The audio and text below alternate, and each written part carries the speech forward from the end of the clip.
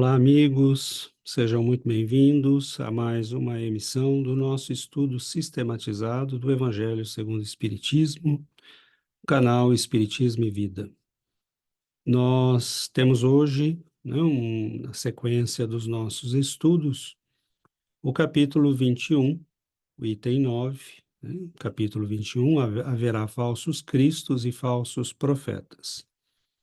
Então, nós vamos aqui partilhar com vocês o texto que nós estaremos trabalhando hoje, como sempre, um belíssimo texto de Allan Kardec, que escreve de uma maneira muito clara, muito bonita, muito precisa, marca do espírito superior que ele é.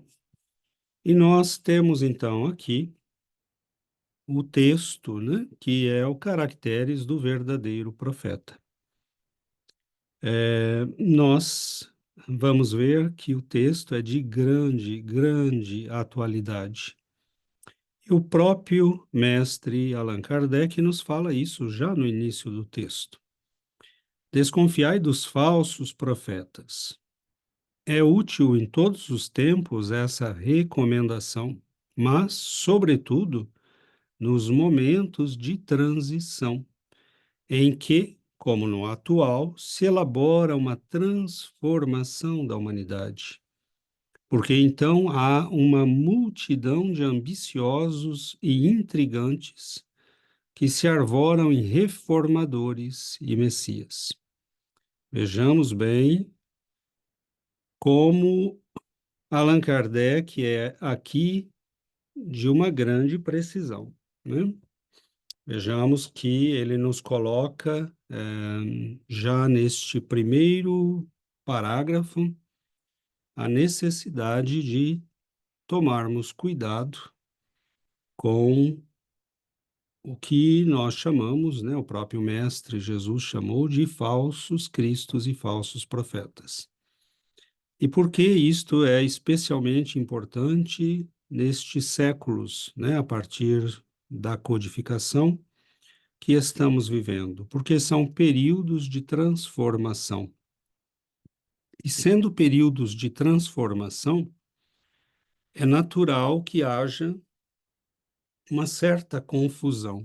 As pessoas estão perdidas, não há muitas certezas, Nós vemos que, sobretudo na época atual, com a desconstrução, com o desconstrucionismo que se produziu nas artes, na literatura, nas ciências do homem, da psicologia, da sociologia, da filosofia, da política, nós vemos esta areia movediça de valores, de ideias, onde tudo e nada tem valor, Onde tudo pode ser importante e, ao mesmo tempo, ter nenhuma importância. Onde as pessoas não têm referência para suas vidas. Não é à toa, meus irmãos, que Jesus nos envia o Espiritismo exatamente no momento que nós consideramos como a culminância do processo de desconstrução, que se iniciou com grandes esperanças lá na Renascença, no Renascimento, mas que vai, pouco a pouco, minando todas as bases da espiritualidade humana, colocando o homem no centro, da vida e do universo. Então, nós tiramos Deus e, aos poucos, fomos nos transformando em deuses. O problema é que cada ser humano pode ser seu próprio Deus. E aqueles que têm mais poder e influência podem ser o Deus do momento para os outros. E é o que nós temos visto nesses últimos decênios, Nessas últimas décadas. Então, se analisarmos o processo que ocorreu, nós vamos ver, que começamos com grandes esperanças para colocar o homem, a cultura greco-romana, no centro das nossas reflexões, o que foi muito positivo, interessante. A religião realmente precisava sair de cena, Mas notemos bem a palavra, a religião precisava sair de cena, não Deus, não a espiritualidade, né? E nós jogamos, como se diz, o bebê com a água do banho, né? Então, foi aí que começamos a ter problema. Então, a partir do Renascimento, nós vamos ver, né, todo um movimento progressivo de combate à religião. Ele vai se intensificar muito no momento do Iluminismo na Europa e, sobretudo, na França, e nós veremos realmente isto culminar, né, neste momento em que há a Revolução Francesa, e estamos ali nos momentos, né, de preparação, provavelmente, da vinda de Allan Kardec, que vai nascer logo após este período revolucionário, de sangrento na França e na Europa, que levará a guerra por todos os lugares, mas que levará, um dos aspectos desta guerra será a perseguição a tudo que é religioso. E nós vemos que isso aconteceu na França, né? Os lugares sagrados foram dessacralizados, túmulos de grandes expoentes da espiritualidade, como do próprio pai fundador da França, né? São Remígio, foi destruído. Nós veremos a perseguição às freiras, aos monges, aos padres, muitos deles sendo enforcados em praça pública, assassinados pela populaça frenética, né, enlouquecida. E nós veremos que, após a Revolução Francesa, nasce Allan Kardec. Então, nós nos perguntamos por que Jesus nos envia o Consolador, né? A mensagem espírita, o missionário que vai trazê-la a nós, chega ao mundo em 1804, e 50 anos depois ele iniciará o trabalho, né? O primeiro contato com os fenômenos espíritas, com as mesas girantes e tudo mais.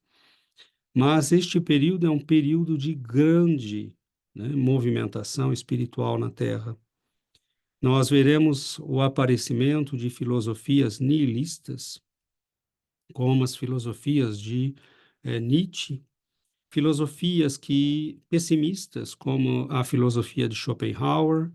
Nós veremos o aparecimento, né, na área da sociologia, da economia, da filosofia marxista, que é essencialmente, né, materialista, para quem a religião é um subproduto, né, da luta de classes. E nós veremos igualmente o aparecimento, mesmo na área da psicologia, de psicologias que são essencialmente materialistas. Freud, Jung e outros abrirão fronteiras, né, porque começam o trabalho, um trabalho importante, certamente, mas para estes homens a alma não é mais que um produto, né, uma secreção do cérebro. Não partiam, né, das bases que o Espiritismo parte. Allan Kardec vai chamar a revista espírita de revista de estudos psicológicos. Na verdade, nascia ali, né, com Allan Kardec, a possibilidade de compreender o homem de maneira integral, né, a partir das concepções de imortalidade, reencarnação, das noções de leis divinas. Nosso psiquismo pode ser compreendido igualmente através das relações com o mundo invisível, com a mediunidade, e nós temos um universo que se abre para nós, para a humanidade, exatamente no momento em que nós estamos na culminância, né, do materialismo, do ateísmo, do niilismo que invade o mundo de maneira muito, muito poderosa, né, trazendo consequências devastadoras e nefastas para a humanidade. Então, não é sem razão que nós temos, né, nesse momento, o surgimento do Espiritismo, no momento em que surgem exatamente no mundo estas filosofias, psicologias, ciências, né, que vão tentar explicar o homem como um mecanismo. Na verdade, sabemos que, neste momento, na Europa, nós estamos em face, né, talvez do momento da vitória final do que nós chamamos do paradigma mecanicista cartesiano, né? Que vê o universo e o homem como um aparelho, um instrumento, um mecanismo que pode ser compreendido estudando suas partes, as relações entre suas partes. E então, tanto a psicologia quanto a sociologia, todas as ciências humanas da época foram influenciadas e são até hoje por este paradigma. Isto nos dá uma ideia da amplitude do pensamento de Allan Kardec em face disto tudo, né?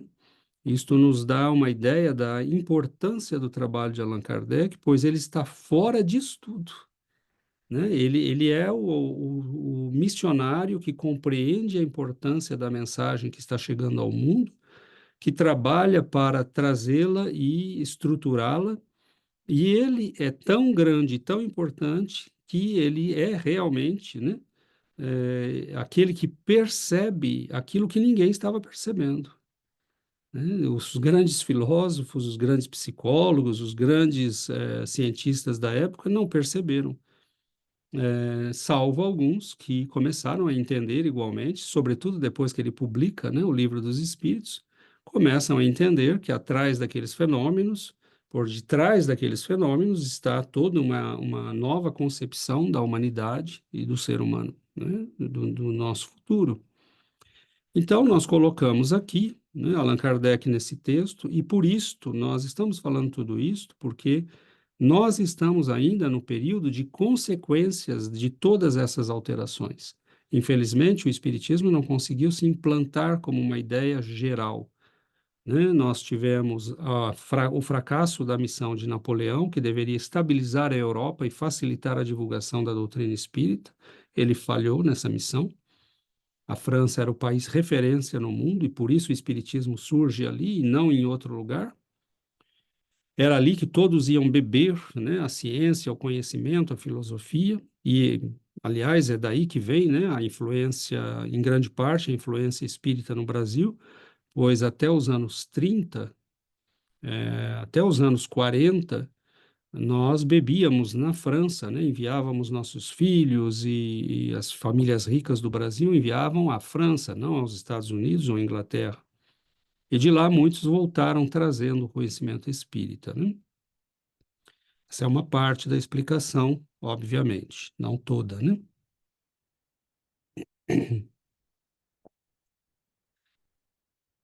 Então, nesses períodos de grande confusão, de grande incerteza, os falsos profetas aparecem muito facilmente, porque basta ter um certo charme, uma certa flexibilidade na palavra, um certo carisma, e você arrasta multidões, porque as pessoas estão perdidas, sem orientação.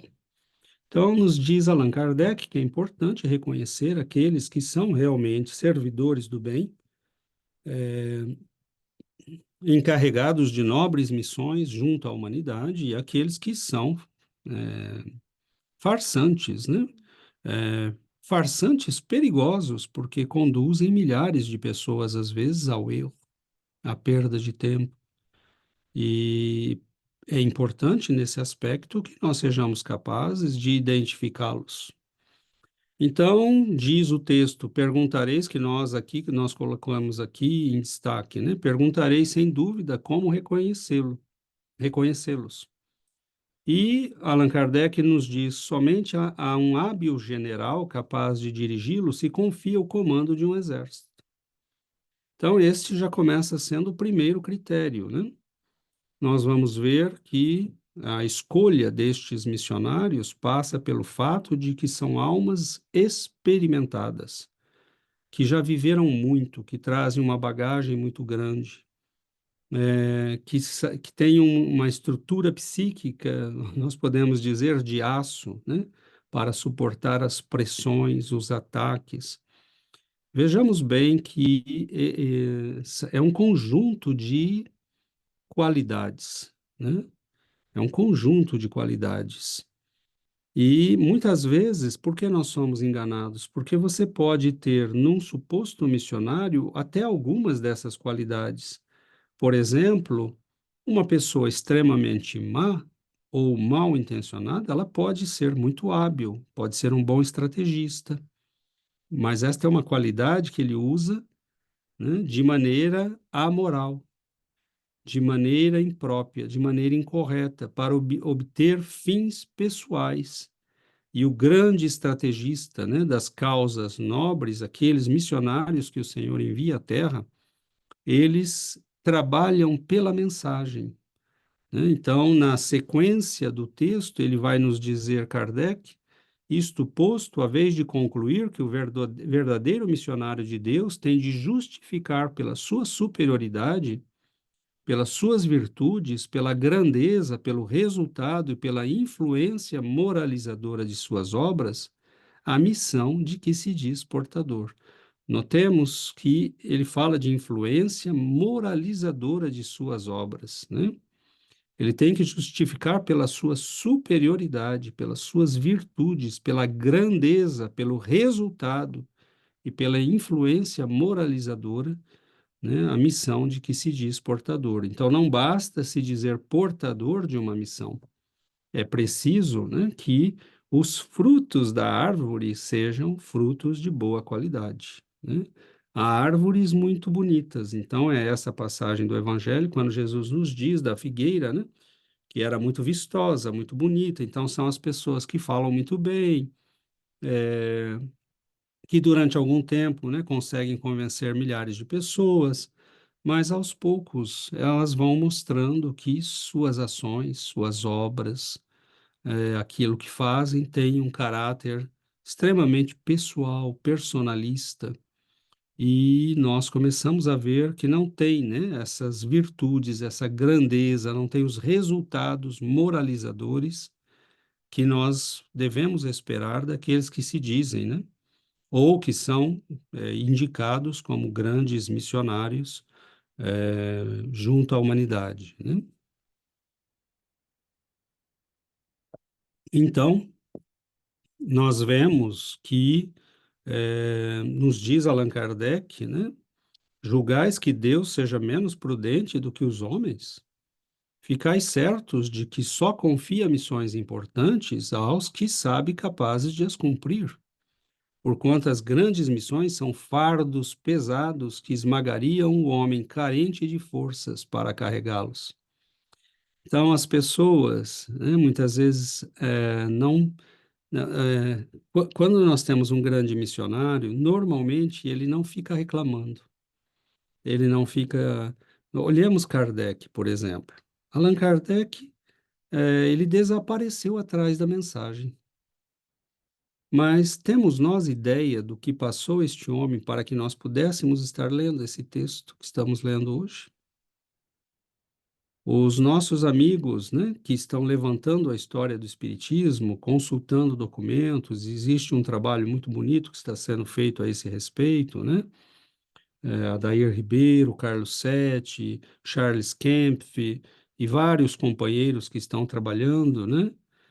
Ari Lopes, tem várias pessoas, né? O Vanderlei, conheço vários que estão trabalhando nessa área de buscar, né, os textos antigos, ah, e muito do que Kardec deixou, manuscritos, cartas, está sendo desenterrado, digamos assim, nessas buscas, né, arqueológicas, se podemos falar assim. E nós vemos ali os testemunhos de um homem que foi atacado, que foi perseguido, né? Nós sabemos hoje que havia espiões da igreja espiões da Rússia, que queriam saber o que era aquele movimento novo que estava nascendo, ah, mandavam pessoas se inscrever, né, para participar da Sociedade Psíquica Espírita de Paris, para poder ver o que estava acontecendo, se aquilo procedia, se era real, quem era aquele homem que estava lançando esse movimento. E ele foi muitas vezes traído, atacado, perseguido, e nós não vemos Allan Kardec se fazendo de vítima, reclamando, porque é o homem, é o general que não está preocupado com o seu conforto, não está preocupado com ser louvado e aplaudido. Ele quer que se realize o objetivo para o qual ele foi destacado para a missão. E o objetivo a ser cumprido era que a obra, né, se iniciasse, era que a humanidade recebesse a orientação dos espíritos superiores, era que a mensagem fosse estruturada, e é isto que Allan Kardec faz de uma maneira extraordinariamente bela, precisa, didática, lógica, estruturada, e ele se esconde atrás disso tudo. Ele não aparece, né? Nós falamos de espiritismo e ele fez de tal maneira a coisa que nós não precisamos ficar falando dele o tempo todo. E por que estamos falando aqui agora? Porque ele é um exemplo exatamente disto, de como um grande missionário age, né? Ele se concentra nos objetivos, na missão, na mensagem, não é ele o importante. Então, hoje nós sabemos, né, 160 anos depois, nós sabemos o que ele passou, o que ele sofreu, as perseguições das quais ele foi vítima, os ataques, as traições de pretensos amigos, ou mesmo de amigos, pessoas que o conheceram, que conviveram com ele, que vão trair a obra mais tarde, né? Nós vemos a triste experiência de Lei-Marie, que vai abrir a doutrina espírita, né? Para a teosofia, para Helena Blavatsky, para o coronel Olcott, e outros, para o hinduísmo, né? Com toda aquela linguagem confusa, quando ele já tinha diante de si uma obra perfeitamente estruturada, que estava lançando as bases da espiritualidade moderna para a humanidade. Vamos ver, junto com Kardec, aparecer o trabalho, né, de Jean-Baptiste Rustin, que vai insistir numa ideia, né, que começa lá no primeiro século, né, com as primeiras heresias que aparecem no cristianismo, que vão lançar ideias que desviam o pensamento, né, que diminuem a figura do Cristo, o seu sacrifício, o seu exemplo, e essas ideias se propagam até o Brasil, né, os livros são vendidos pela própria, né, Casa Máter do Espiritismo no Brasil, o que é lamentável, né, e nunca ouvimos nenhuma desculpa sobre isso, perdão, erramos, né?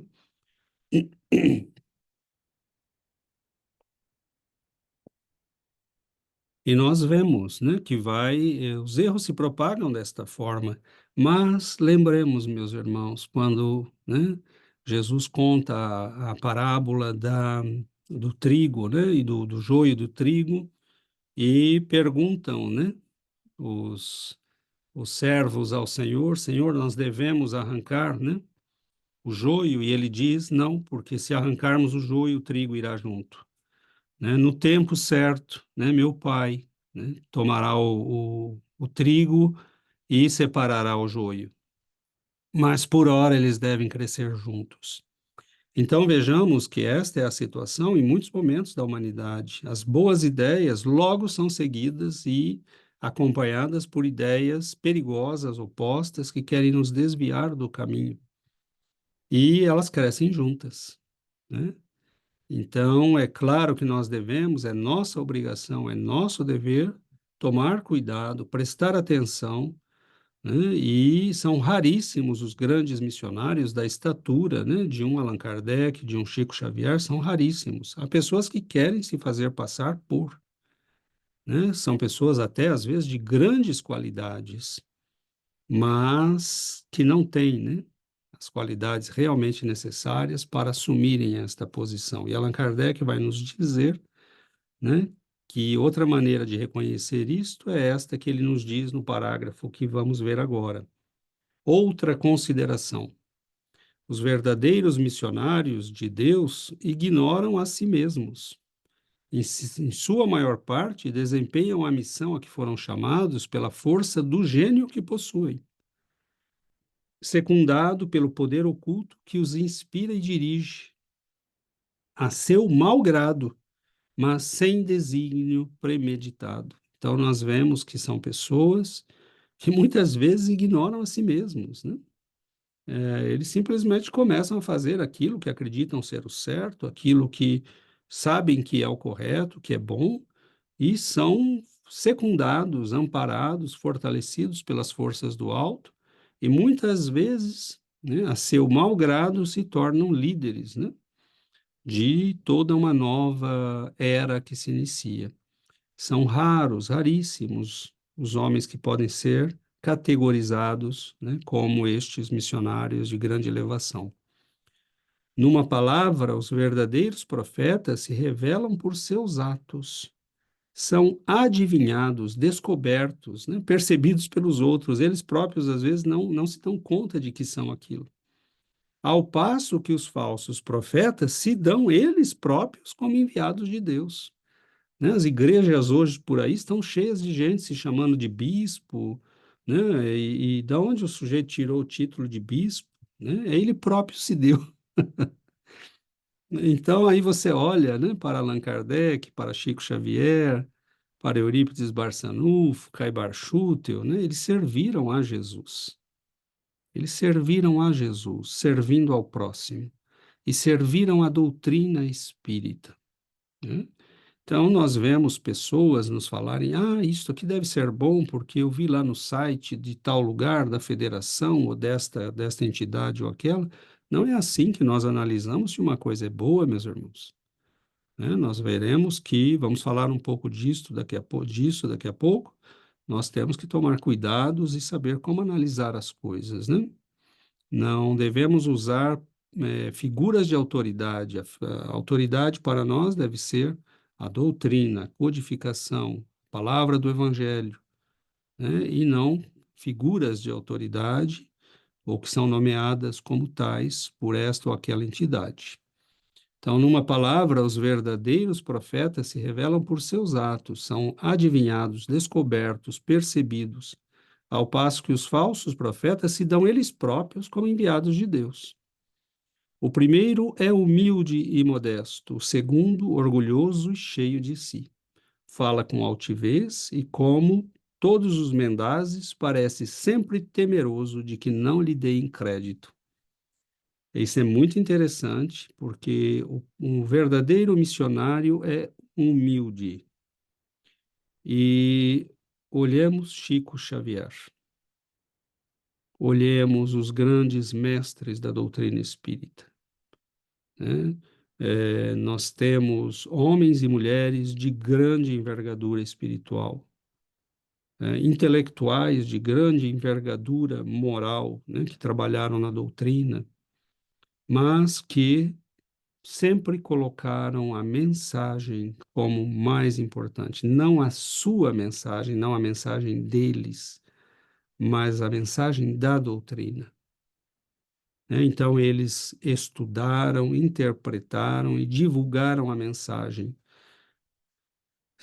Às vezes as pessoas nos dizem: mas César, e se nós precisamos de atualizações?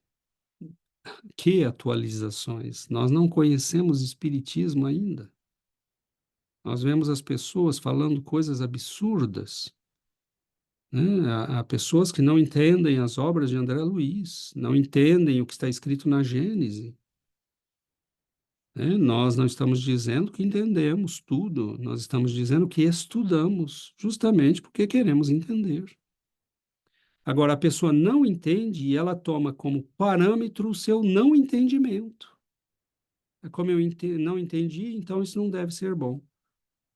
Quando a pessoa humilde diz: bom, se eu não entendi, é porque eu não entendi, eu preciso de mais tempo, estudar mais, né? Então a pessoa diz: nós precisamos revisar a doutrina espírita, porque ela não entende.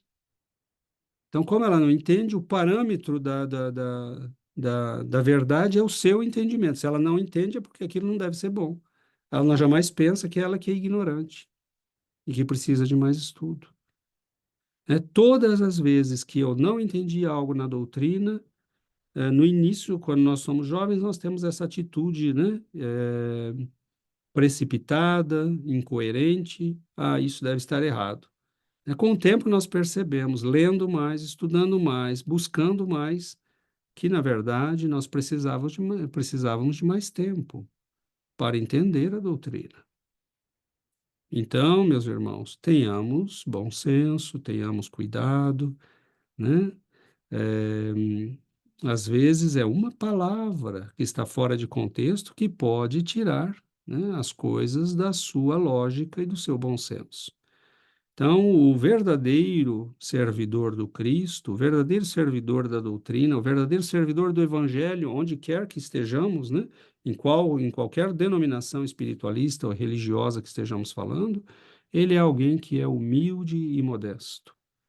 Ele não tem pretensões a ser, né? Quando nós entendemos por que que Chico Xavier era humilde, por que Allan Kardec era humilde, porque eles entendiam a grandeza do Cristo. E eles sabiam que perto da grandeza do Cristo, todos nós somos nada. Só que eles tinham isso muito claro. Chico Xavier, perto de nós, é uma estrela. Mas ele não se comparava conosco, ele se comparava com Cristo. Ele ia perto do sol maravilhoso que é o Cristo, né?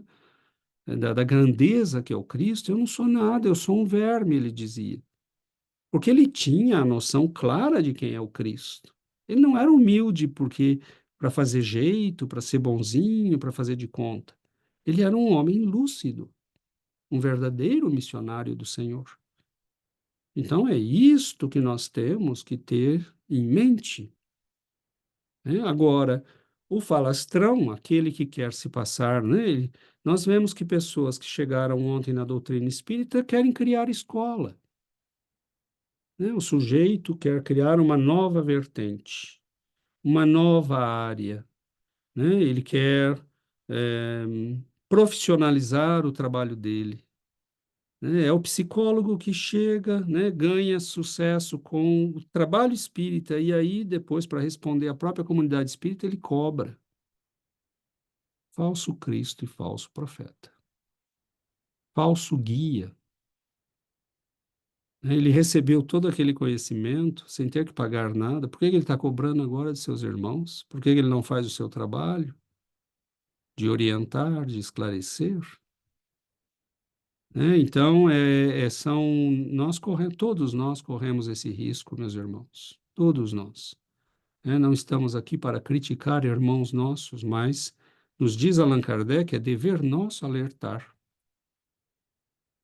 E não falaremos contra instituições e pessoas, mas temos que tomar cuidado, porque instituições e pessoas são falíveis. A doutrina não, o Cristo não. Né? Chico Xavier sabia que era preciso orar e vigiar até o último minuto. E foi o que fez. Tomou cuidado com tudo o que falou, porque ele sabia que tudo o que ele falava era passado, né, no escrutínio. Estava sob a lupa da análise, da crítica, tudo, qualquer gesto, qualquer palavra. Então ele orou e vigiou até o fim.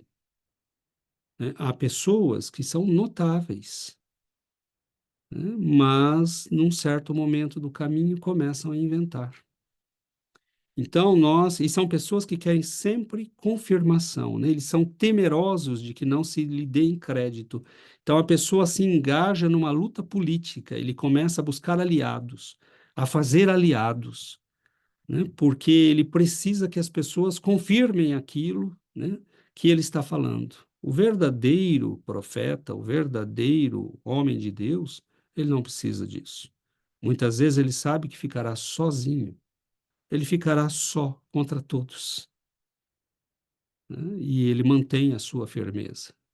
São os Joões Batistas, são os Elias, né? São os Samuéis, são os Daniéis do Antigo Testamento, são os grandes mestres da espiritualidade cristã que muitas vezes enfrentaram a perseguição por se manterem fiéis à verdade. Mas aqueles que são politiqueiros, eles criam instituições, criam aliados, né?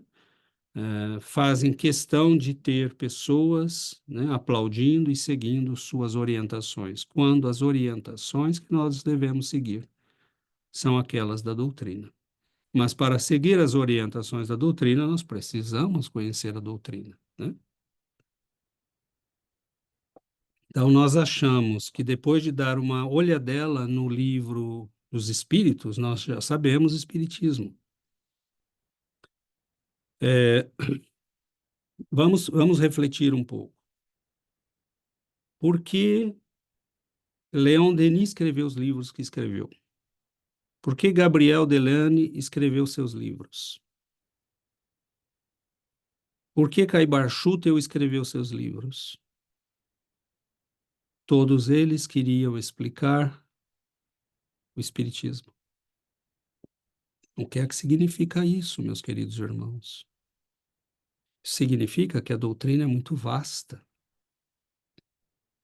Um vai escrever mais sobre o aspecto científico, o outro sobre o aspecto filosófico e moral, né?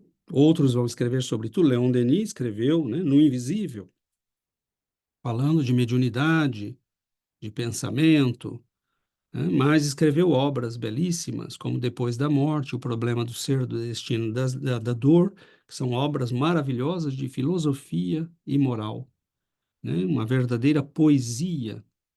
Mas por que ele fez isso? Para explicar Allan Kardec, para explicar a codificação, que já está ali, né? Então, a obra de Allan Kardec são como é, é aquele suco concentrado, muito concentrado, que você não consegue beber, né, direto. Você precisa diluí-lo com água, e estas obras todas são a diluição.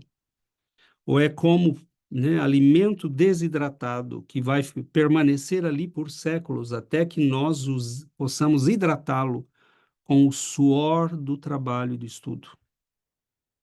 É esta água que precisa a mensagem espírita, né? Porque ela é alimento, é pão de vida, mas que está seco, desidratado, para que possa ser preservado. O que significa seco e desidratado? Significa que Allan Kardec colocou, às vezes, numa frase, uma imensidão de coisas. Mas para ver isso, você precisa umidificar aquilo com o seu trabalho, com o seu estudo. Então, meus irmãos, é por isso que, às vezes, nós estamos agora estudando, começamos a estudar o céu e o inferno. Nós vamos a cada sexta-feira estudando. Nós estudamos agora o primeiro capítulo, estamos iniciando o segundo. Nós estudamos o primeiro capítulo de 4 em 4 itens e dá quase 1 hora e meia de estudo e discussão, porque é tão concentrado, né? A mensagem é tão concentrada, é a marca dos espíritos superiores. Aí por que será que Chico Xavier escreveu 600 livros, meus irmãos? É para explicar a doutrina espírita. Quem quiser entender a Gênese, né, o livro dos Espíritos, o céu e o inferno, né, quem quiser entender as obras da codificação, precisa ler, né, André Luiz, Emmanuel, Leon Denis, porque a doutrina é vasta, vastíssima. Allan Kardec tinha toda a razão quando falava que o Espiritismo toca a todos os aspectos importantes da vida humana. A nossa estrutura mental, a nossa psicologia, os aspectos sociológicos da criatura humana, né, as relações de família, as questões da sexualidade, as questões da evolução moral, tudo está, né, abarcado neste conhecimento que é o Consolador. Não teria sentido Jesus nos dizer que vai mandar alguma coisa que estivesse superada em 10 anos. Allan Kardec ainda estava vivo e aparece Jean-Baptiste Rustang dizendo que ele queria completar a codificação kardeciana. É claro que isso é trabalho das trevas, né? São espíritos que querem nos desviar do caminho do bem, né? Às vezes são ignorantes úteis que acabam caindo nas malhas, né, da perversidade das trevas, que querem semear a discórdia, que querem semear, né, o barulho para que nós nos percamos. Vemos hoje irmãos nossos, né, divulgando ideias que nós precisamos tomar cuidado, né? É preciso tomar cuidado, né? Observai-os, perscrutai-lhes as ideias e os atos, e reconhecereis que, acima de tudo, lhes faltam as qualidades distintivas do Cristo, a humildade e a caridade, sobejando-lhes as que o Cristo não tinha, a cupidez e o orgulho. Veja, é por isso que eu falo, nós falamos, né, agora nesses, perdão, por isso que nós alertamos para o fato de que é preciso, né, nós não, o texto de Kardec, é preciso perscrutar as ideias, analisar as ideias. Nós não fazemos isso. Perdão.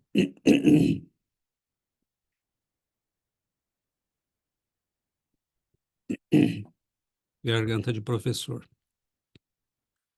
Nós não fazemos isto, né? Nós, muitas vezes, procuramos figuras de autoridade. E lógico que algumas pessoas que, ao longo dos anos, já provaram, né?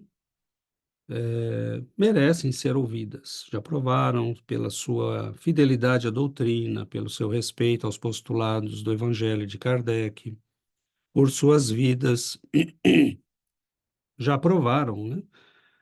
Nós devemos buscá-los, pedir suas opiniões, mas analisar as ideias, meus irmãos, exige esforço, e é por isso que muitos de nós não queremos, né? Nós preferimos nos valer da autoridade de alguém. E é por isso que há milhares de católicos seguindo, né, orientações que mudam de papa para papa. É por isso que há igrejas evangélicas, cada uma numa esquina diferente, falando uma coisa diferente, criando uma teologia própria, que se adapta aos seus interesses. Então, nós temos que tomar cuidado, porque a doutrina tem seus fundamentos. Temos as obras de Kardec, que perfazem um total aí, né, considerando as revistas espíritas e as obras não do Pentateuco, né? Perfazem aí uma 30 e tantas, né, 30 e tantos livros, e nós temos necessidade de estudar tudo isso, né, para que não fiquemos ouvindo conversa fiada de gente que quer, né, impor suas ideias, porque este é o perfil do falso profeta. Ele quer que nós o sigamos e não seguir a Jesus, não seguir a doutrina. Ele quer ser ele o centro do processo, né? E não Cristo. Ele não quer se esconder, ele quer se mostrar. Ele quer ser aplaudido, ele quer que as pessoas perguntem a sua, né, dele, opinião, e não a do Cristo, não a da doutrina. Então, perscrutar as ideias é algo que precisa ser feito. Como é que nós fazemos isto? Por exemplo, nós temos que olhar, quando aparece uma nova ideia, nós temos que olhar os antecedentes desta ideia. De onde ela veio? Quem a criou? Quem a inspirou? Vamos dar um exemplo. Nós temos hoje, né, no movimento espírita, pessoas que estão criando um movimento espírita marxista. Isso já é velho, né, como andar para trás. Já lá atrás, né, nós tivemos grandes conferencistas que se deixaram levar por essa maquinação das trevas. Eu mesmo, durante um período, fui marxista, né, até que eu entendi que não estava fazendo alguma coisa que não tinha o menor sentido. O que é que tem o marxismo, né? Não tem nada, você pode estudar o marxismo, são ideias muito interessantes, a dialética, né, marxista é muito interessante, tem recursos ali, né, da filosofia, é, né, as ideias de síncrese, síntese e tudo mais, nós poderíamos falar muito sobre tudo isso, mas qual é, né? Por que que isso não vai com o espiritismo? Como é que você pode adotar uma ideia que, do ponto de vista epistemológico, se baseia em fundamentos que são o oposto daquilo que você diz acreditar?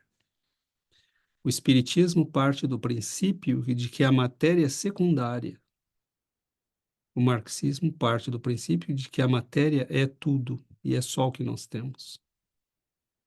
O Espiritismo parte do princípio de que, com a lei de adoração, está lá no Livro dos Espíritos, que a adoração é um instinto inato no ser humano. O marxismo vai dizer que a adoração é uma ideia implantada, né,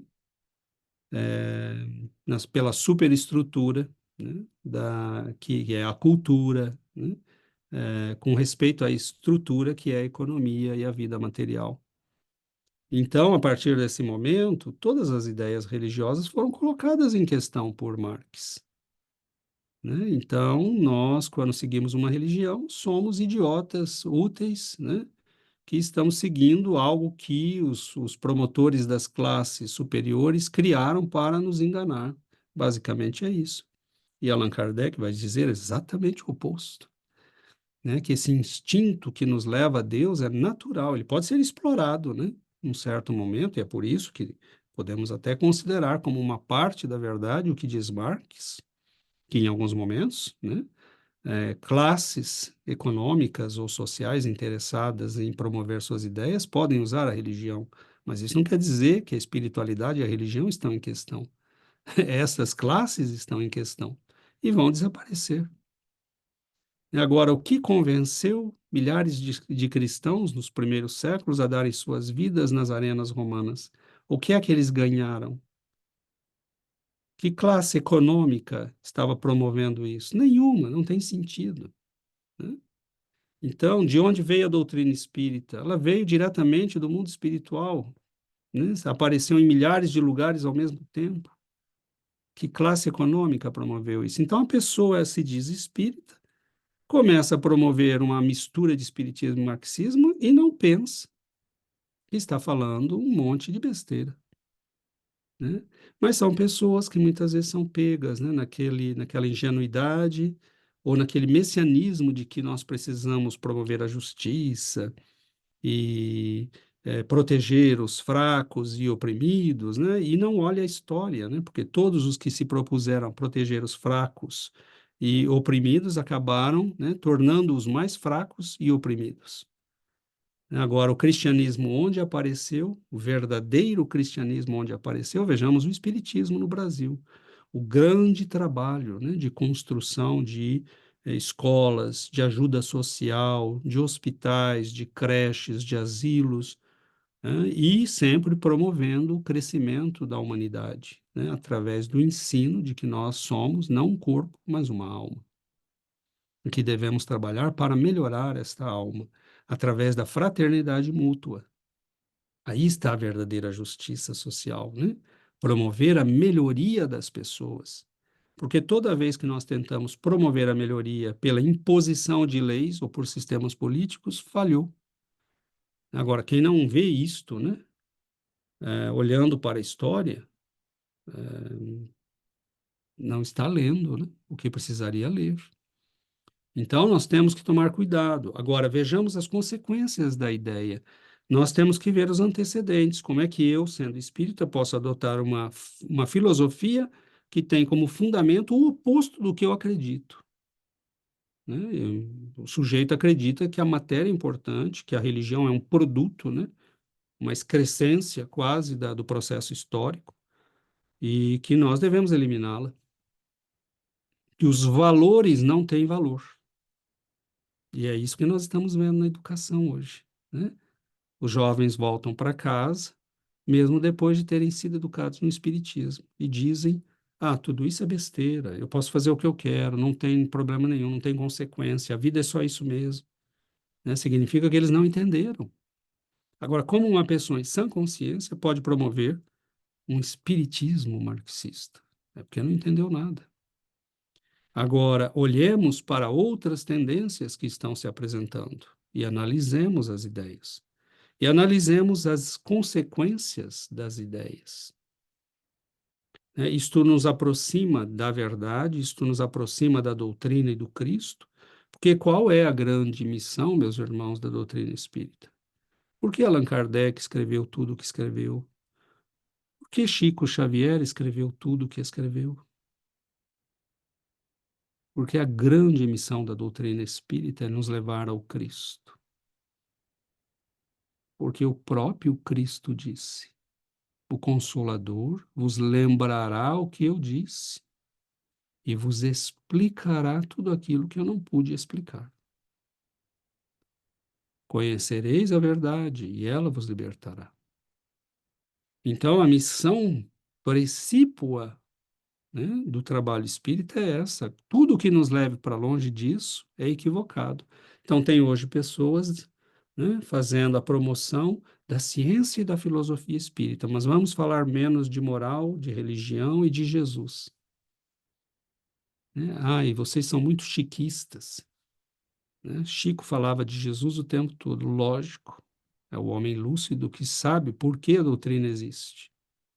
Os outros querem dar a sua face, né, a sua feição à doutrina. Eles querem criar algo, mas eles não têm a competência, né, para fazê-lo, então eles pegam o que existe e tentam moldá-lo com a sua face.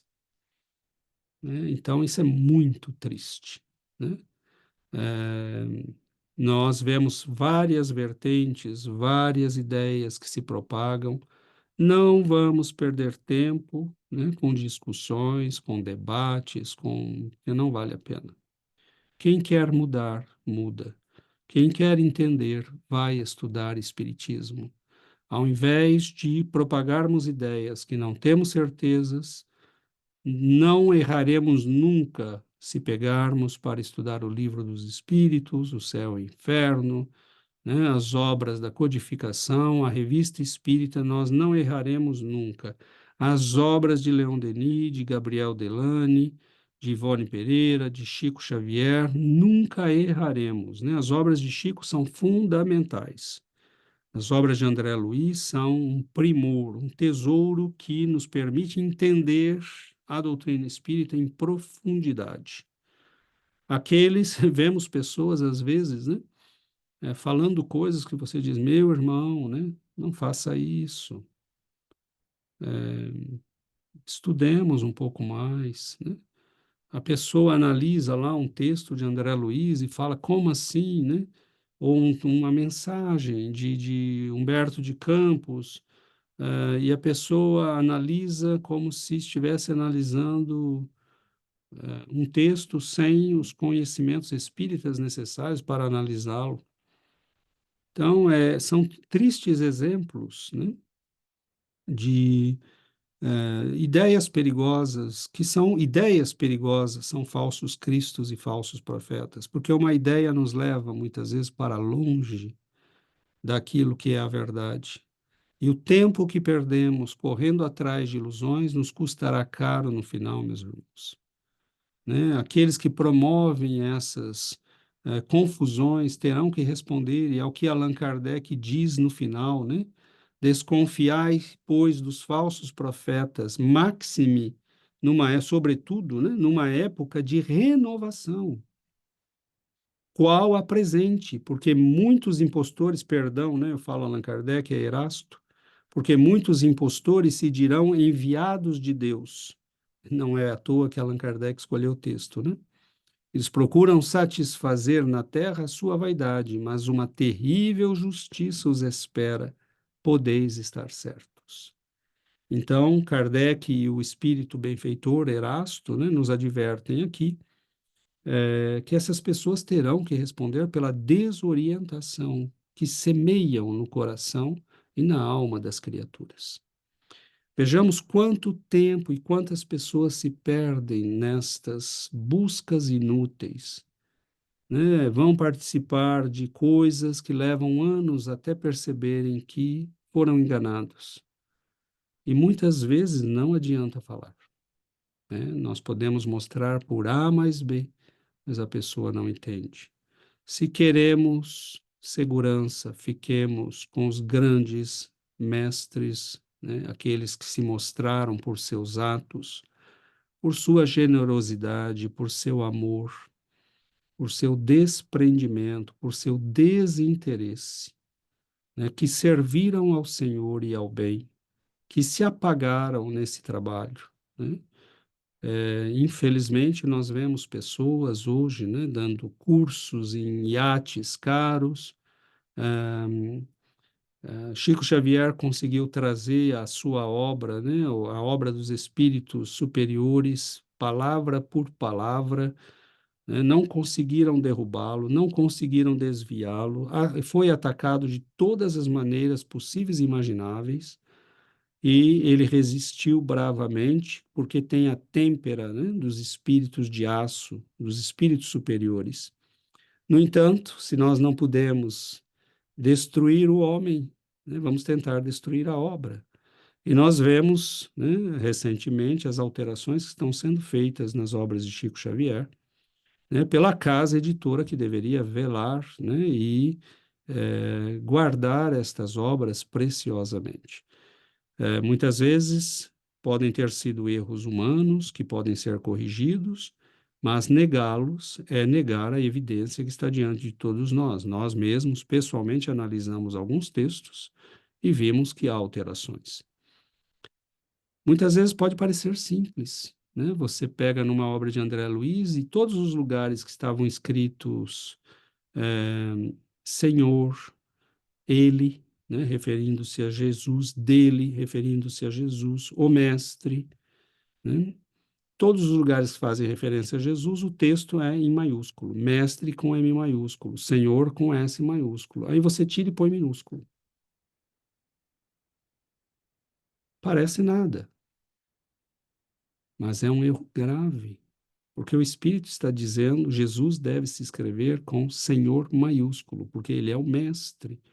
E o maiúsculo é para indicar respeito e autoridade, né? Então, é um título. Ele é Senhor, ele é mestre, né? E isso se escreve com maiúsculo. Então, é o Espírito. E outra coisa, você não mexe no texto de um Espírito, nem de um encarnado, nem de um desencarnado.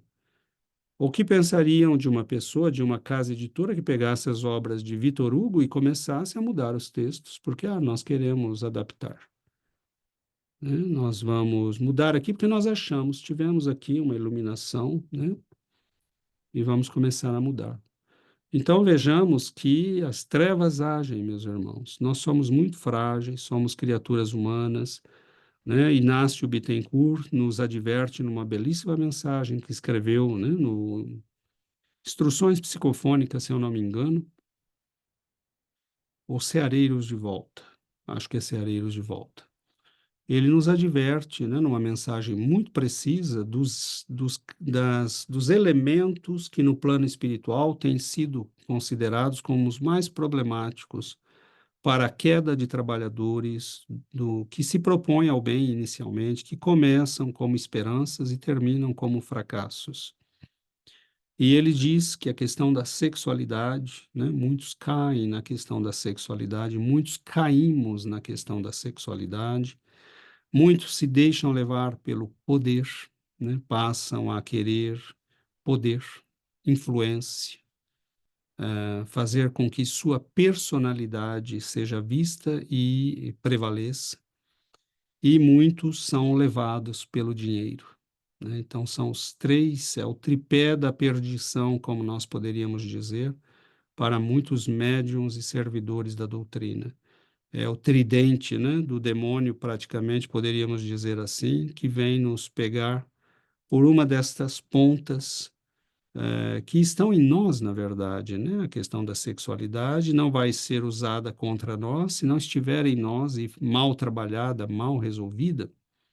O mesmo a questão do poder, o apego ao poder, a influência, né? São pessoas que tiveram um passado muito ligado à autoridade, ao comando, à manipulação política e renasceram, né? Poderiam usar essas habilidades de maneira positiva se as colocassem a serviço do Evangelho e do Senhor, mas que se transformam aos poucos, né? Em verdadeiros tiranos da opinião. Aqueles que se deixam seduzir pelo dinheiro, né? Vamos lançar aqui um projeto, vamos mudar isso, vamos mudar aquilo. Eles querem ganhar dinheiro e muitas vezes vão ganhar dinheiro em cima das obras de Chico Xavier, né? Vão ganhar dinheiro promovendo cursos que não têm nada a ver. E isto tudo é muito delicado e muito triste. Allan Kardec e o Espírito Erasto nos advertem nesse item do Evangelho segundo o Espiritismo quais são os critérios para analisar, né, os falsos profetas. Então, primeiro, analisar a estatura moral da pessoa. Seus atos devem corresponder às suas palavras. Segundo, ela deve colocar a mensagem em primeiro, não ela. É o Cristo e a doutrina em primeiro, não a sua visão, não a sua interpretação do Cristo e da doutrina. E se for para escolher uma interpretação, ela escolherá aquela de Allan Kardec, de Leon Denis, né, de Gabriel Delany, dos grandes mestres da espiritualidade. Porque ele dirá, eles pensam assim, e é isso que eu estou transmitindo.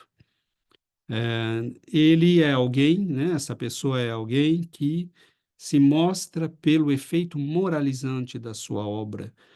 Tudo que faz leva as pessoas a pensar no melhor, a se engajar no melhor, né? E são modestos, não se reconhecem a si mesmos como Chico jamais se reconheceu como a voz do Senhor no mundo, né? Mas para nós ele era, né? Era a ele que nós recorríamos nos momentos de turbulência, mas ele jamais se disse isso, jamais se mostrou assim. Jamais assumiu essa postura, jamais falou como uma autoridade de Deus na terra, né? Para não repetir os erros do passado e que nós vemos em outras igrejas, né? Então, essa alma missionária, né, ela não se nomeia a si mesma, ela não tem medo, né? Ela não precisa de aprovação o tempo todo, ela faz o que é certo, né? Que tenham pessoas aprovando ou não, ou desaprovando ou não, ela sabe que tem que fazer o que é certo, e ela faz o que é certo, né? Não está interessado em maquinações políticas, ideológicas, não mistura ideias, né? E propaga a ideia da doutrina, ele não traz enxertos pessoais e estranhos à árvore do Evangelho, né? E nós sabemos que tudo que é de Deus permanecerá, o que não é morrerá. Há muitas ideias que estão por aí, como já houve, né? Muitas, que passaram, e estas passarão também. Às vezes tentamos alertar nossos irmãos, às vezes tentamos falar para que tomem cuidado, para que analisem, né? Mas, infelizmente, às vezes, né, nós não podemos ter a pretensão de ser escutados. O nosso apelo é para que leiamos e estudemos Kardec. E uma última consideração antes de finalizarmos. Como os irmãos podem ver, nós tomamos um tempo relativo hoje, maior que de hábito, porque a questão é muito importante, muito, muito importante, realmente de atualidade, né? Não que antes não fosse, mas isto está realmente muito quente hoje. Uma última advertência que daremos porque é uma experiência pessoal, nós vivemos isso. Houve um momento em que nós começamos a achar a doutrina chata e ultrapassada. E nesse momento nós já estávamos no caminho da obsessão. Então, temos que ter a humildade de reconhecer isto, né? E de dizer, eu estava obsedado. Por quê? Porque não é a doutrina que estava sem sentido, ou que era chata, ou que estava vazia, era eu que não estava crescendo. Eu que precisava estudar mais, ler mais, conhecer mais. E aí você começa, né, a dizer, eu vou buscar outras coisas. E aí a pessoa começa a ler budismo, hinduísmo, yoga, Jung, Freud. Eu fui ler tudo isso, né? E aí você vai se perdendo nessa floresta de ideias desorganizadas. E o que é que eu descobri depois de alguns anos? Que tudo que nós queremos aprender é válido. O próprio Kardec nos recomendava isso. Tudo que nós queremos aprender, saber, o máximo. Kardec era assim, né? Kardec era um homem que estudou todas as ciências, tudo que apareceu de bom e de ruim na época dele, ele foi se informar e saber. Hoje nós sabemos que ele era membro de várias associações. E algumas ciências que ele estudou na época desapareceram, né? Desapareceram, não viraram nada, porque eram novidades que não viraram nada, mas ele foi se informar. Então, nós temos esse direito e esse dever. Mas eu percebi, e aqui falo da minha experiência pessoal, que quando eu voltei e comecei a ler a doutrina com humildade, entendendo que eu era ignorante, a doutrina é grande, tudo está ali. Tudo está ali. Quando eu comecei a entender isto, tudo o que eu aprendi fora começou a fazer sentido, porque eu fui estruturando no eixo do conhecimento espírita, e aquilo tudo passou a ter sentido. Mas só no momento em que eu conecto ao eixo dos princípios espíritas. Aí tudo começa a girar perfeitamente, porque eu aproveito toda a experiência que eu tive fora. Mas se eu me perco numa dessas vertentes, eu me perdi, né, da mensagem do Consolador e do Cristo. Então, buscai primeiro o reino de Deus, e todas essas coisas vos serão acrescentadas, materiais e espirituais. Mas buscai primeiro o reino de Deus. Então, meus irmãos, não temos aqui a intenção de agredir instituições e pessoas. A verdade prevalecerá no tempo certo. Lamentável, no entanto, que muitas vezes, né, aqueles nossos irmãos que não são vigilantes acabam sendo, né, pedra de escândalo e acabam levando outros, né, para o equívoco. Fiquemos fiéis ao estudo da doutrina. E quando acharmos que está repetitivo, tenhamos atenção, é porque nós não estamos crescendo, né? Nossa capacidade visual que está diminuída, não a doutrina, né? Então, nós temos que ter a humildade de entender que nosso Senhor não nos enviaria a obra, né, da doutrina espírita se ela não tivesse um papel fundamental na orientação da humanidade do futuro. Pessoalmente, eu considero a doutrina um conhecimento avançado demais para a nossa época. Por isto que temos que tomar cuidado, porque nossa incapacidade de compreendê-lo pode levar-nos a desprezá-lo, né? E perdermos um tesouro precioso que está à nossa disposição, que poderia ser conquistado e pode ser conquistado pelo esforço, pelo trabalho, pelo estudo, pelo suor e pelas lágrimas. Então, queridos irmãos, que o Senhor nos abençoe, que nos proteja, que nos guarde na humildade daqueles que querem aprender, né? Sentar-se aos pés do Mestre para ouvir sua palavra, sua orientação. Que ele nos abençoe, que ele nos ampare, que ele nos proteja, né? E nos guarde sempre, sobretudo dos males, né, que estão no nosso próprio coração. Muita paz, né? E aguardamos, esperamos todos os nossos amigos para a próxima semana. Que Jesus nos abençoe a todos.